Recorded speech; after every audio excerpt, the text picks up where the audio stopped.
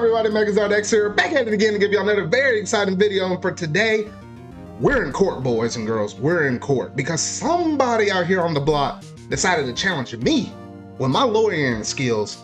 And he brought up a very hot topic that's been somewhat pretty hot, I would say, ever since the release of Metroid Dread, even though it's always been in the debate within the gaming sphere. And I know it's popped up as of late with the conclusion of Summer Game Fest, as well as that most recent Nintendo Direct. And yes, I am talking about, are 2D games worth $60, or should I say full price, since they're actually up in the scale right now? And oh shit, here comes this joker right now. I guess I gotta let him talk. Yo, what's up, y'all? Man, you lucky you're here, Megazard, because oh shoot, we need to talk about some things, because 2D games are just not worth $60. I don't know where in the world you're getting in your mind, your small little mind, of why the fact that these games that look like gonna be indie games have any right with these AAA developers as well as these first-party studios, Nintendo and their audacity to charge you a full $60 games. Mind you, I never liked when they charge $60 games and never managed to drop their price. But I guess that's another topic for one of your other videos though. But in today's video, I'm gonna debate with Megazard the reason why these $60 games, such as your Prince of Persia's, your Sonic Superstars, your Mario Wonders, and yes, even that one game that came out way back when, your Metroid Dreads, and every 2D other game that comes out here on modern platforms should not be $60. They all should be $40 and less. Budget titles, because at the end of the day, these are a bunch of indie games. All right, punk, you don't have to call me out like that. I'll take you up in your game today. So in this video, I'm gonna be debating with that dude because there's reasons why these games are still worth the value that they are. But before I get heated up in this thing, make sure you go ahead and hit that like button, go ahead and hit that subscribe button and that bell. That way you can stay up to date on all things video game related I feel like talk about and discuss. But without any further ado, let me go to school on this sucker right here.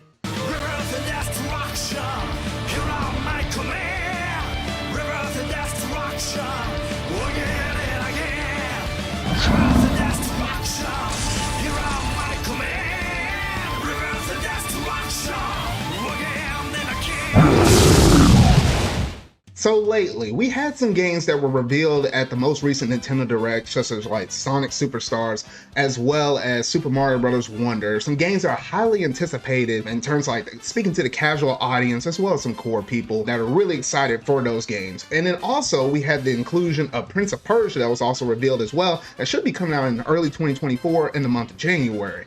And obviously when you have these games that drop out like this, of course, you're gonna have people crawling about the woodwork and saying why these games aren't actually worth $60 like this dude I'm debating against right now though. So, all right, go ahead and bring up your opening argument, whatever evidence you happen to bring up. All right, y'all, the court is now in session. It's time for me to drop down the real law for y'all because I got some firm piece of evidence for you, Megazard. I got a person over here called Boolean, and this is what they got to bring over here to the jury stand for y'all today. The fact that they never lowered their prices, and he's talking about Nintendo over here, is so frustrating. I would love to play something like Metroid Dread, but it's just not worth $60, especially when there are indie Metroidvanias that are just as good and selling for half and even a quarter of the price. What do you got to say about them apples? All right, I'll give you that. There's some little tiny truths up in there though, but where there's some truths, there's probably 2 or 3 more lies. Now, first off, the fact that you said that Nintendo doesn't rarely drop games. Yes, I know. They usually don't typically like to drop their games. That's just them kind of being kind of stubborn-ish in their ways. I'll give you a little credit on that one though. However, they really do value their IPs, and that's the reason why. Because with every game they like to drop out, they have full confidence behind every one of their products, and they're saying this is worth the value, and we see the appreciation and some love that a lot of fans are gonna have out there for these games that we making for all of these different IPs. Yes, they typically do manage to go on sale from time to time, especially like your summer sales and near the holiday Black Friday season. They like to typically do some quarterly sales as well on the digital eShop, so you can't never say that they never drop the price. Now, in terms of the indie thing, that's one reason why I think a lot of people don't necessarily think about are 2D games worth $60, because you do have a bunch of indie games that always constantly come out. They come out week to week on on that eShop whenever you're just scrolling through it. Not even just the Nintendo eShop, even when you're checking like the PlayStation store as well as like Xbox and stuff. And then you're seeing all these different games dropping out on like, you know, Game Pass and whatnot. So yes, there are a bunch of games out there, but the reason why there's a whole bunch of 2D things is that's where we started off. The whole gaming industry is right on the 2D. Yes, 2D games are a little bit more easier to make. Yes. They're also a little more budget friendly. Yes. But that doesn't necessarily mean that a game is not worth $60, because it might be easier or it might be simpler to make than versus a 3D platform. Because mind you, we have great games like Metroid Dread. Have you seen, I don't know about you, man, I don't know if you've seen this though, but have you seen those heart-pounding racing moments that you had when Samus had those encounters with the enemy and stuff like that? The fluidness or you being able to jump around. You know, Samus Returns, a great game on the Nintendo 3DS that I thought was phenomenal. I didn't know how a studio like them that made Samus Returns was gonna manage to come back and actually make an even better game with Metroid Dread. A game that, you know, the 2D series actually been on hiatus for such a long time. So the fact they came out swinging, the boss fights are great, the cutscenes, how you're going into like seeing the cutscene and straight into the combat itself, the exploration, the atmosphere. Not a lot of games can kind of give you that weary, dreary feeling that Metroid usually does give between all of its different games. There's even moments even in some previous games, such as like Metroid Fusion with the SAX. Like, you can't tell me your heart was pounding when you're literally in that morph ball as the SAX is walking across the screen, and you knew even if you flinched for just one moment, you thought that thing was gonna take you out, because at that point in the game, you know, Samus was not up to par to have a face-off with the SAX. So you can't tell me that these 2D games are not worth $60 games, because at the end of the day, it's always about the experience. All right. You think you're slick. You think you're smooth like that. I see how you are. All right, well, have a look at this, because I got another comment over here by Deshaun, and he says, laugh my butt off. Ubisoft lost their minds with making the new Prince of Persia a $60 game. This company is extremely out of touch. Sorry, big guys, but side-scrolling games like that are literally $10 to $30 tops. Best of luck selling the game at $60. Y'all destroy every IP you own. I don't know about you, Megazard, but when was the last time you managed to play a Ubisoft game that actually was priced fairly well? Because everybody and mama only knows that Ubisoft is only really known for Assassin's Creed, so how are you gonna answer to that? Okay, I don't know about that one, man. You might be saying something about Ubisoft games. Me, personally, myself, I do know I like some Mario Rabbids, and I do like myself some, well, Just Dance, but that was like way back in the day when I was a kid or whatnot, though. Not so much now, though. So you might have some points right there. However, not every game deserves to be $10 to $30 at most, because I will say this, that new Prince of Persia game, when they revealed that thing at the Summer Games Fest, I'm not the biggest Prince of Persia fan at all. I had not played a single game in their series, but from the details that I've seen showcased off in that gameplay trailer, and they showed subsequent trailers since then, they got me hooked. They went from me thinking, oh, that looks kind of nice from the very beginning, and after I got all the information, I'm like, I'm definitely picking up this game. Because when you look at Prince of Persia, I know there's some people that are a little upset that the new Prince of Persia game ain't like a traditional 3D one and it's going to be like a Metroidvania. There's still nothing wrong with that. You can have different variety in your games like that. There's nothing wrong with that. Because in this one where I'm seeing the dudes like doing slow motion, shooting arrows out of the sky, having different interactions between the foreground and the background and stuff like that, and having all these like quick time events and then being able to move throughout the level, and it seems so fluid, so smooth. I was like, I don't think I've seen a Ubisoft game be able to pull me into it and try to sell that opening pitch for me to try to convince me to even play or even check out the game with this one right here, because this is something that 2D games can really do quite well in contrast to 3D, because some people out there doesn't necessarily have all the time in the world to play a big AAA game that's worth you going through 60 something oddball hours. Not everybody and their mama has time. I even myself appreciate games that are maybe a little bit shorter, somewhere in the range of 30 to 40 hours. And typically if you got a really great 2D platform that might be somewhere in the range of 10 to 20, hey, that's just right in the sweet spot where you can get a nice, great experience. It's like, eating a bowl of ice cream. Man, that was just so good. But then whenever it's over, hey, you can slide that bowl out the way and have another tasty treat right after that. That's the one thing that I think some 2D games, such as Prince of Persia, really does have a really great advantage of in terms of that. So I don't know what you're saying about Ubisoft and not having bad games. You can say whatever you want about the Assassin's Creed series, because I know some people are a little burnt out on this though, but give this Prince of Persia game a break, man, because you know what, when those sale figures come out, hey, you know what, we'll be having another chat, man. All right, you're pretty bold, man. You're pretty bold. You think you got all of that with them responses like that though, but I know how much of a true Sonic fan you might be with this one. So yes, I'm talking about Sonic Superstars, because I have another witness to bring to the stand on this one. I would really like to hear your take on this. So first of all, it's 2D Sonic. Yes, classic Sonic can be fun, but not fun enough to pay $60. Secondly, it'd probably be a really short, a couple of hours or so. Also, it's Sega, and knowing their track record, they haven't made a game worth 60 in a long time. And lastly, it's 2D Sonic. What do you got to say about that, man? Because I know your relationship with Sonic's a little so-so-y or whatnot though. So come on, man. What do you got to say about that? All right, you caught me red-handed, man. I got to tell the truth when I got to tell the truth.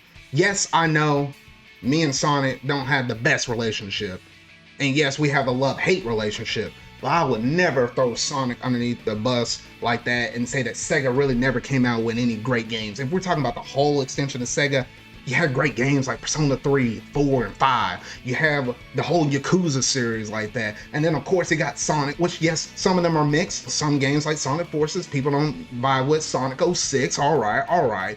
But then you got great games like Sonic Unleashed, Sonic Adventure 2 and stuff like that. So you can't ever say that Sonic never released a really good game. And just because it's Sonic that it's gonna be necessarily bad. I'm a firm believer of you got to be willing to not judge a book by its cover. You can't ever say a game is not worth 60 or 70 or whatever, full price, before you actually manage to get your hands on the game, or at least see some good reviews and stuff like that. See like a general consensus of what everybody's kind of saying on their opinions. And even then, you got to be the owner of your own destiny in terms of what you kind of think and what you like and what is actually physically worth your money at the very end of the day. It's not up to anybody else's discretion on all of that. So I will still say this Sonic game, it still looks great. It looks amazing. It seems very fluid and things of that nature. It really feels akin to like a Sonic Mania.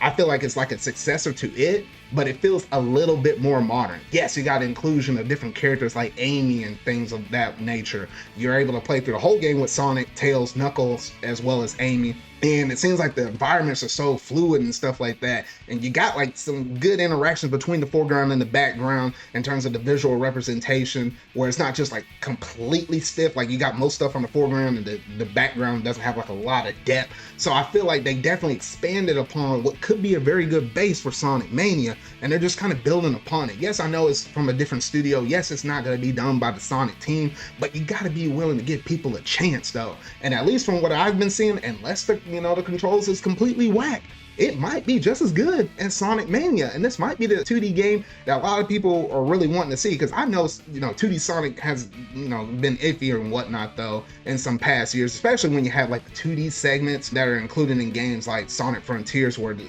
controls just feel a little bit stiff, and this doesn't quite feel just right though. But hey, point number 3, you got to be willing to not judge a book by its cover. If I gotta say anything to you, punk man, I'm just saying, man, you gotta be willing to give this thing a chance though. Me and Sonic might have a love-hate relationship, man, but my brother, come on, man. You can't do him like that. Like, he was there with Sonic and Mario, man. Like, how are you gonna deny all that? Alright, you got the audacity to say all that stuff about Sonic, even though you do know that Sonic sucked, and he was never good to begin with. I agree with you with Sonic Adventure 2, maybe Unleashed. That Werehog was a little sick man though, but you know, you made a good tie with Sonic and Mario, because you know where we're going down this road next. We gotta talk about the old plumber boy Mario over here, because, you know, we all saw that new Nintendo Direct. There was some good stuff in there, good stuff, but not them 2D games though, because Super Mario Bros. Wonder, it looks a little kind of funky. Oh, I don't know. It just doesn't kind of seem right. I could see why Nintendo is trying to switch things up. I heard things weren't good with the new Super Mario Brothers series, and which rightfully so, because it was never good to begin with, though. But you know what? I just don't like this. And you know what? This game for sure is not worth a full 60. It might be worth 40. If it was 40, I wouldn't be having this debate with you right now. But, you know, I got evidence to support this from one of these other viewers over here. So let me go ahead and read what this dude got to say right here from Chuck Nugget right here. Interesting name right there with the DK smile and all that. Nothing announced in the Direct looked to be worth $60 or even $70 for me. Can only play/see so many 2D platformers and remakes of old games before none of them excite me anymore. What do you got to say about that, man? Because when you see a bunch of 2D games, say it with me, it's the old same song and dance. There's nothing new under the sun. So with all these 2D games, they just start to kind of blur together. What do you got to say about all of that? Now, first off, man, let me tell it to you straight, man. You can never have too much of one given thing, unless everything out on the market was the same thing, which that would have been another debate for another day, though. But we're here about 2D games. We're here about them 2D games. And I will not say that when you see one 2D game, it's like you seen the same old song and dance, because like what you said, you already pointed out that Wonder was visually looking different. You said a little bit of funky right there, though. I do like myself some Funky Kong, though. But you said things were a little bit funky, because you can already tell that there was a difference between the new Super Mario Bros. Series, like your DS, your Wii one, your 3DS one with Super Mario Bros. 2, along with new Super Mario Bros. U, and by extension U Deluxe. You kind of noticed that there was already something different, and that's what the fans were clamoring about. See, that's the one thing that you can do with 2D Mario, or just 2D games in general. You can go so long with having a certain era of it, and you can change the art style, you can change the way how the gameplay works, the physics and stuff like that, and you can have a completely different experience with this. Mind you, you know, Mario didn't always used to be the same with 2D Mario. You had OG Mario Bros. On the NES. Then you transitioned over to Super Mario Bros. 3, still on the same system. But that included such as like the world map and other things we take for granted within most other games nowadays in terms of like a world map setting. Then you have Super Mario Bros. World, which allowed you to go in and not necessarily like a linear path. You can kind of go and do whatever you want. Had secret galores out the way, had a really charming music and all of that. I was like, really great stuff. And then you go into the new Super Mario Bros. Games where it's like the DS one had some great multiplayer stuff, like with the DS download play. Like they had some really good mini games up in that though. But it was interesting to see how that new formula kind of played out. The Wii included, you know, multiplayer where you're actually able to play with 4 people within a new Super Mario Bros. Game, and then it kind of got a little bit stagnant. But then when you look at games such as Wonder, when you hit that Wonder Flower, it just completely changes the whole entire scope of the level. That's what I like to see, experimentation. And this is something that I don't think you managed to mention already, Mando. But when you have diversity, and for you science people out there, biodiversity, if you know anything about it, you know exactly where I'm going with this though. But having diversity within the gaming sphere, the gaming industry, it can help lead to greater inventions in terms of, you know, you claim to really like those 3D games, man, don't you? I ain't gonna lie, man, I really do like myself some 3D games, but where are you going with all this? Without those 2D games, man, we would not be in the current state where we're at with 3D games right now without those 2D games, because of the fact that we started off with that. Then you have games such as like Final Fantasy VII coming out, and then, you know, it looked a little different at the time with the polygon structures and whatnot though. Then you have games like Super Mario 64 and Ocarina of Time changing the landscape and stuff like that. But then you can go back and look at some great other experiences like, you know, the Donkey Kong Country series. There were some great 2D games, and I will still never forget to this day the fact that you're able to go through and have the aquatic levels in Donkey Kong Country 2, which I would say probably had the best underwater levels, because most underwater levels, especially within 2D platforms, can be a little bit whack. but I think the way how that game played and the atmosphere that it gave was really nice. Another 2D game I really like, Ori and the Blind Forest, as well as Ori Will of the Wisp. Great, outstanding games right there, and I just think those chase sequences and stuff like that, those are really nice, fun events, and that can actually play out into 3D games as well, because when you have a little diversity between 2D and 3D, you do so good with 2D. It challenges your 3D games to be that much better, and then it challenges your 2D games to be that much better. So they can kind of go a little back and forth. So having diversity, and that can inspire other, gaming people to be able to go through and create unique experiences, and that can lead into whole nother genres like your shooting games and stuff like that. The 3D platformers, which 3D platformers took a lot of inspiration from 2D platformers. So I think having that little bit of diversity, yes, will definitely help ensure to make sure we have a great level of diverse gaming environments, so that way you don't necessarily get them same games where they all feel kind of the same, because they truly don't at the end of the day. So I don't know what you talking about bringing all this mess up in here in the court, because I don't know what the judge is saying though, but from the way how he's sounding over there in the back, it sounded like I won, man. So I don't know, man. You need to rest your case. You need to get on out of here. You need to skedaddle, man. Gosh dang it, man. Man, all right, you win this time. You win this time, man. All right, I'll give you this one, though. Maybe I came in here with the wrong consensus about how 2D games are, because I really do love myself some 3D games. That probably will forever never change, though. But the fact you brought up some interesting arguments of how 3D games probably wouldn't be where they're at right now today if it weren't for the 2D games. So maybe I've been pushing those 2D games off a little too hard. Maybe they're worth like $50 or so. I don't know if they're fully worth 60, but I can start to understand the argument though. But I'll give you this one. I'll be back for another day. Don't you forget it, man, because I ain't done with you yet. All right, I think I won that one. It was long and it was heated and it was hot, but I hope you learned something today within this video and in this court ruling that yes, 2D games are still worth the full $60. $70, whatever the traditional style price of these games are within the AAA business side of things though. Yes, I still agree with the fact that yes, 2D games are still worth full price. Yes, they might mark them down to like $40 and do it as a budget entry or whatnot though. It really depends on the game developers in terms of how much money they put in terms of the cost of these games though.